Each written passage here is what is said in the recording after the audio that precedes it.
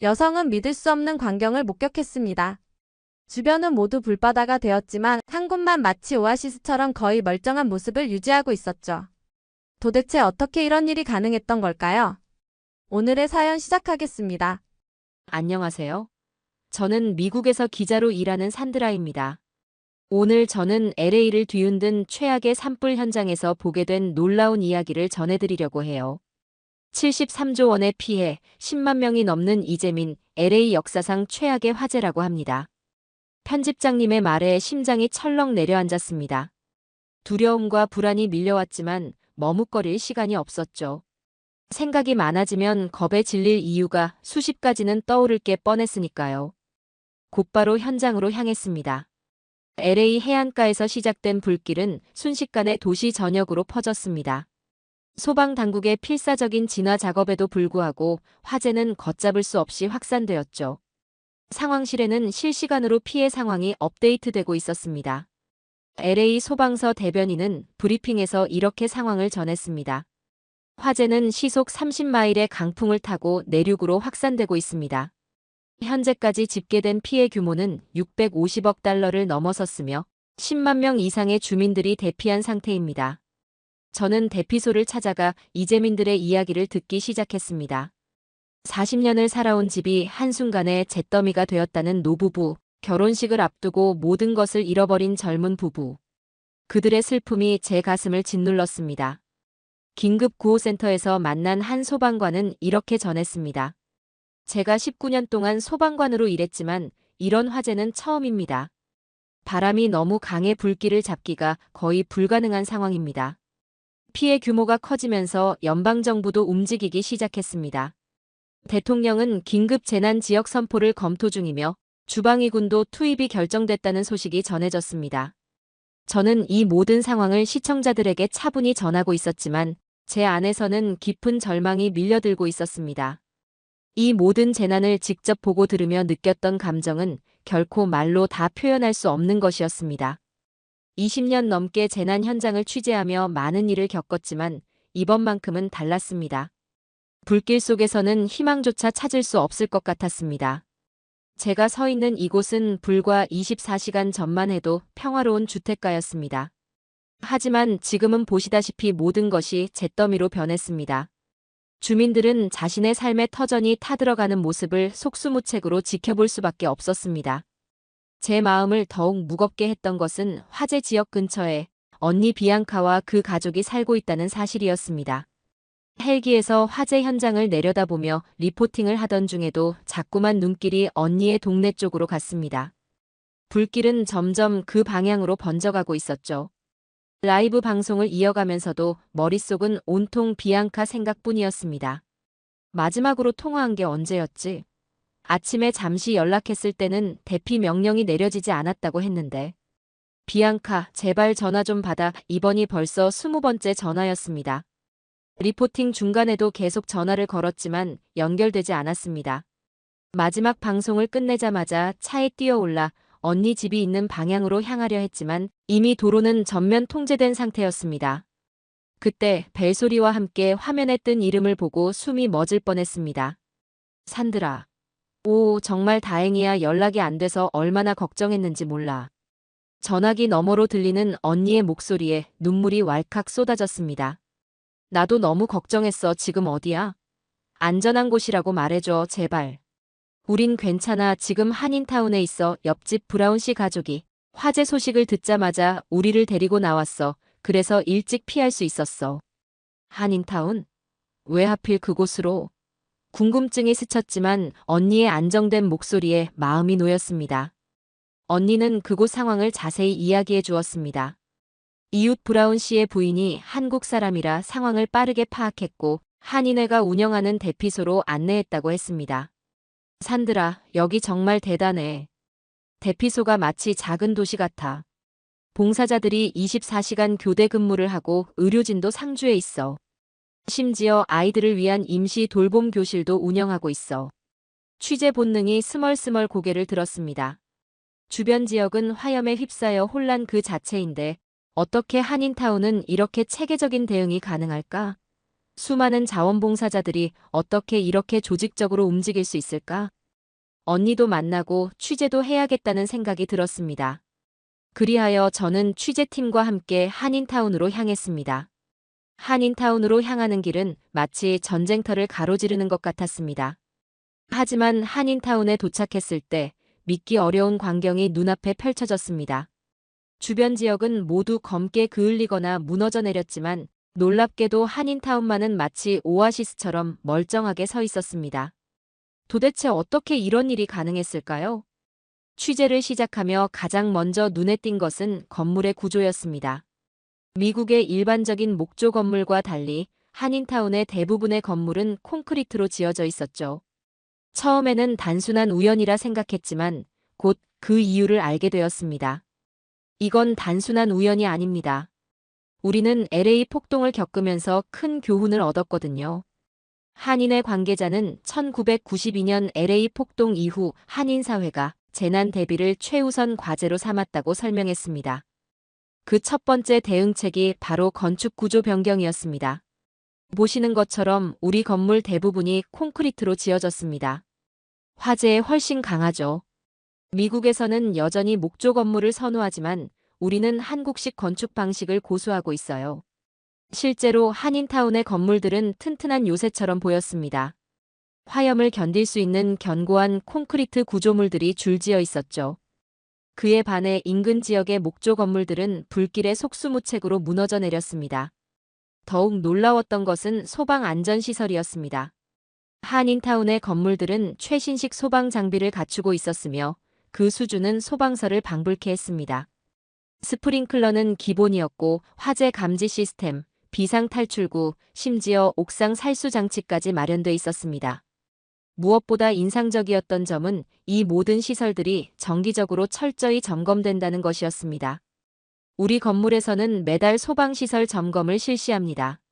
스프링클러와 소화기 작동 여부를 일일이 확인하고 분기별로는 입주민 전원이 참여하는 화재 대피 훈련을 진행하죠.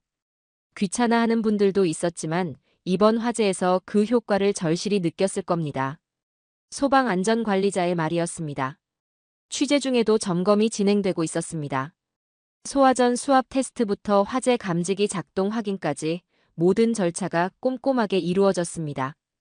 우리는 안전에 돈을 아끼지 않습니다. 매년 건물주들이 기금을 모아 소방시설을 업그레이드하고 새로운 안전 시스템을 도입하죠. 비용은 적지 않지만 이번처럼 실제 재난 상황이 발생했을 때 그 가치를 톡톡히 증명할 수 있습니다. 이번 취재를 통해 확신했습니다. 한인타운의 생존은 결코 우연이 아니었습니다. 과거의 아픔을 철저히 반성하고 지속적으로 준비해온 결과였습니다. 체계적인 대처와 철저한 재난 대비가 불가능할 것만 같던 화염 속에서 작은 기적을 만들어낸 것입니다. 특히 인상적이었던 점은 이 모든 시스템이 정부나 시의 지원이 아닌 한인 사회의 자체적인 노력으로 이루어졌다는 사실이었습니다. 안내를 받아 도착한 한인타운 대피소는 원래 체육관으로 사용되던 넓은 공간이었습니다. 그런데 지금은 완벽하게 구호센터로 탈바꿈해 있었죠. 가장 놀라웠던 것은 24시간 운영되는 자원봉사자들의 교대 시스템이었습니다. 우리는 3교대 체제로 운영합니다. 각 팀마다 전문 인력을 배치해요. 의사, 간호사뿐 아니라 심리상담사까지 포함됩니다. 한인의 구호팀장의 설명처럼 이곳의 운영은 놀라울 정도로 체계적이었습니다. 대피소에 도착한 모든 사람은 QR코드가 부착된 등록카드를 받게 되는데 이 카드 하나로 모든 지원을 관리한다고 했습니다. 이 QR코드를 사용하면 물품 수령과 의료 서비스 이용이 가능합니다. 중복 지급을 막을 수 있고 어떤 지원이 더 필요한지도 실시간으로 파악할 수 있죠. 상황실에 들어서니 대형 스크린에 대피 인원, 물품 재고, 의료 지원 상황 등이 실시간으로 표시되어 있었습니다. 마치 군의 작전 상황실을 보는 듯했죠. 봉사자들은 역할에 따라 팀을 나눠 관리합니다. 의료팀, 급식팀, 물품관리팀, 아동 돌봄팀 등 각 팀마다 리더가 있으며 인수인계도 철저히 진행합니다. 교대 시간이 되자 병원의 당직 교대처럼 체계적인 인수인계 과정이 이루어졌습니다. 특이사항과 대피자의 상태, 물품 현황 등이 하나하나 빠짐없이 전달되는 모습이 인상 깊었습니다. 우리는 평소에도 전문가 인력 풀을 관리합니다. 의사, 간호사, 상담사, 요리사 등 다양한 분야의 전문가들이 재난 상황 발생 시 즉시 투입될 수 있도록 준비하죠. 이번에도 연락 한 번에 100명이 넘는 전문 인력이 자원했습니다. 특히 눈길을 끈 곳은 아이들을 위한 공간이었습니다. 임시 돌봄 교실이 마련되어 있었고 전직 교사들이 자원봉사로 아이들을 돌보고 있었습니다. 상주 심리상담사들은 아이들의 트라우마 케어에도 세심히 신경 쓰고 있었죠. 사실 이 모든 것이 LA 폭동의 교훈에서 나왔습니다. 그때는 정말 아무런 준비가 되어 있지 않았어요. 그래서 이후로 매년 재난 대비 매뉴얼을 업데이트하고 정기적인 모의 훈련을 실시해 왔습니다. 이번 취재를 통해 저는 단순한 위기 관리가 아닌 공동체의 강인한 결속력과 준비된 리더십이 만들어낸 기적 같은 생존의 과정을 직접 목격할 수 있었습니다. 취재를 이어갈수록 놀라움을 금할 수 없었습니다. 이토록 체계적인 시스템이 정부나 시의 지원 없이 오직 한인 사회의 자발적인 노력으로 구축되었다니요. 그리고 그들은 대피자들의 국적이나 인종을 구분하지 않고 모두에게 평등하게 지원을 제공하고 있었습니다. 이 모습을 통해 진정한 지역사회의 의미를 다시금 느낄 수 있었습니다. 우리가 겪었던 아픔을 다른 사람들은 겪지 않길 바랐어요. 그래서 더 철저히 준비했습니다. 박 팀장의 말이 마음을 울렸습니다. 과거의 상처를 교훈 삼아 더 나은 미래를 준비하는 모습. 이것이야말로 우리 모두가 배워야 할 자세가 아닐까요? 한인타운의 대응을 취재하면서 자연스럽게 LA시의 재난관리 시스템과 비교하게 되었습니다. 그 과정에서 마주한 현실은 충격적이었습니다. 이번 화재 피해가 커진 가장 큰 원인 중 하나는 저수지 관리 부실입니다. 소방 관계자의 증언이었습니다. 화재 발생 초기 주변 저수지 절반 이상이 제 기능을 하지 못했다고 합니다. 정기 점검이 제대로 이루어지지 않아 일부는 수년간 방치된 상태였습니다. 소화전도 상황이 비슷했어요. 현장에 도착해보니 절반 이상이 녹슬어 있었거나 수압이 너무 낮아 사용할 수 없었죠. 이뿐만이 아닙니다. 가장 큰 문제는 지휘 체계의 혼선이었습니다. 각 소방서가 서로 다른 주파수의 무전기를 사용해 실시간 소통이 원활하지 않았습니다. 게다가 지휘 체계도 불분명해 누가 현장을 총괄할지 혼란이 있었습니다. 소방서장의 설명이었습니다. 여러 지역에 걸친 대형 화재에서는 지역 소방서 간 협력이 필수적입니다. 하지만 통합된 지휘 체계의 부재로 인해 화재 초기 출동한 소방서들 간 소통이 제대로 이루어지지 않았고 그 결과 골든타임을 놓치는 상황이 발생했습니다. 우리는 아직도 아날로그식 관제 시스템을 사용합니다. 무전기로 보고하고 수기로 기록하죠. 실시간 대응이 어렵습니다. 관제실을 방문했을 때 눈앞에 펼쳐진 광경은 마치 80년대로 돌아간 듯 했습니다. 한인타운의 디지털 기반 실시간 관제 시스템과는 극명한 대조를 이루었죠. 화재 현장의 상황을 실시간으로 파악하기 어렵고 대피 인원 관리 역시 제대로 이루어지지 않았습니다. 아직도 종이 지도를 펼쳐 화재 상황을 체크합니다. 디지털 시스템이 없으니 신속한 의사결정이 어렵습니다. 관제센터 팀장의 설명이었습니다. 이번 취재는 조직적 준비와 선견지명이 얼마나 중요한지를 절감하게 해주었습니다. 과거의 경험에서 교훈을 얻고 미래에 대비한 한인타운과 노후된 시스템과 관행에 갇힌 LA시의 대비책 사이에는 명백한 차이가 있었습니다. 재난은 언제나 예고 없이 찾아옵니다. 우리가 그에 얼마나 준비되어 있는가가 생사를 가릅니다. 소방 장비의 노후화 문제도 심각했습니다. 현장에 투입된 소방차와 장비의 상당수가 15년 이상 사용된 것들이었으며 일부는 화재 진압 중 고장이 나 작동을 멈추기도 했습니다. 새로운 장비 도입은 예산 부족으로 계속 미뤄지고 있었습니다. 이번 화재를 통해 드러난 미국 재난관리 시스템의 취약점들은 더 이상 방치할 수 없는 수준입니다. 이제는 시스템 전반의 근본적인 개선이 시급해 보입니다. 그러나 아직까지 구체적인 개선 계획이 부재하다는 점은 심각한 우려를 낳습니다. 한인타운의 사례와 비교하면 문제의 본질이 더욱 명확해집니다. 한인 사회는 제한된 자원 속에서도 최신 시스템을 구축하고 효율적으로 운영하고 있었습니다. 결국 이것은 의지의 문제이며 재난 관리를 바라보는 관점의 차이일 것입니다. 이번 사태를 계기로 전면적인 시스템 재검토가 필요합니다. 더 이상 지체할 수 없습니다. 소방서장의 말처럼 이제는 변화가 필요한 시점입니다. 그리고 그 변화의 모델로 한인타운의 사례를 주목해야 할 것입니다.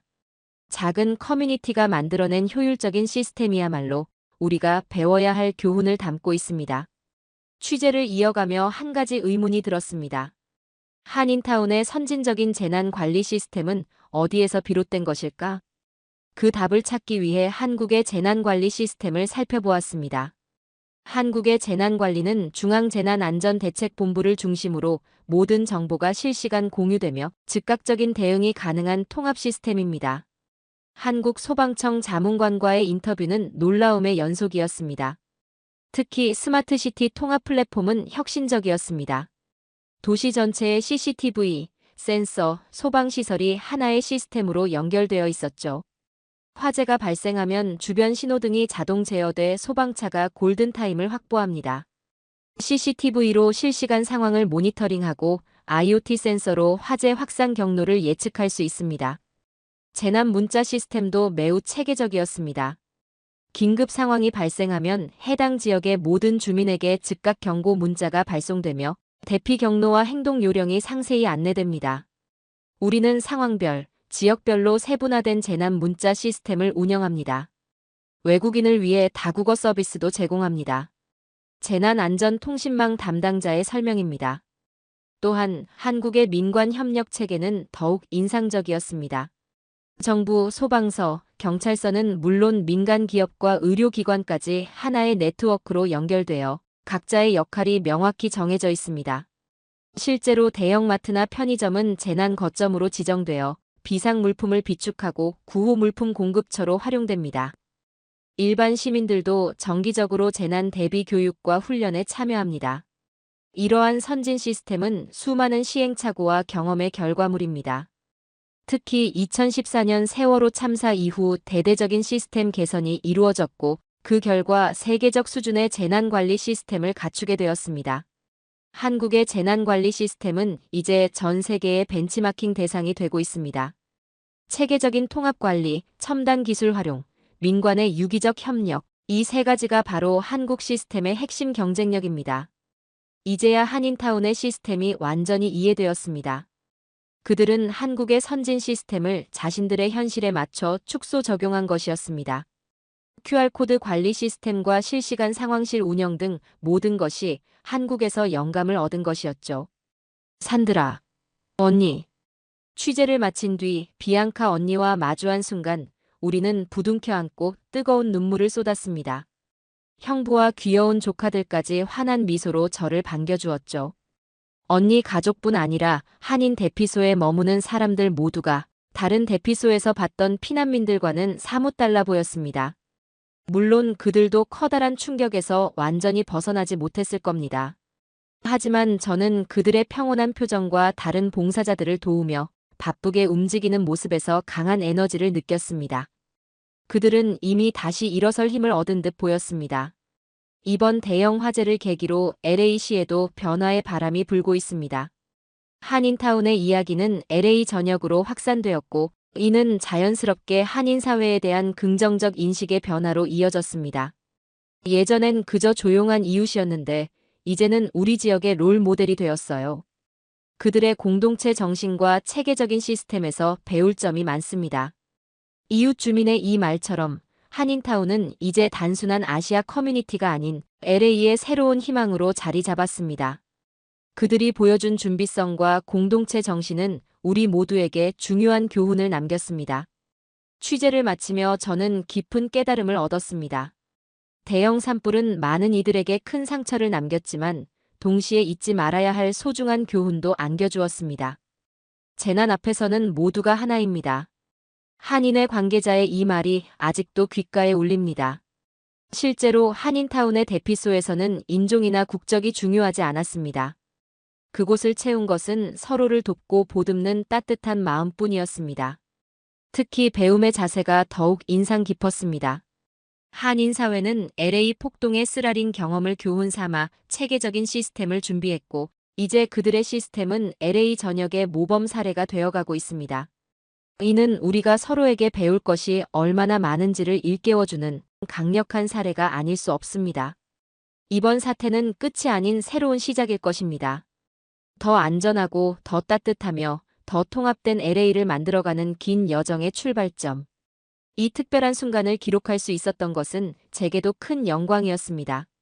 제 이야기는 여기까지입니다. 여러분, 산드라 씨의 이야기 어떠셨나요? 사연이 마음에 드셨다면 구독과 좋아요를 눌러주세요. 여러분의 구독과 좋아요는 계속해서 좋은 사연을 소개할 수 있는 큰 힘이 됩니다. 시청해주셔서 감사합니다.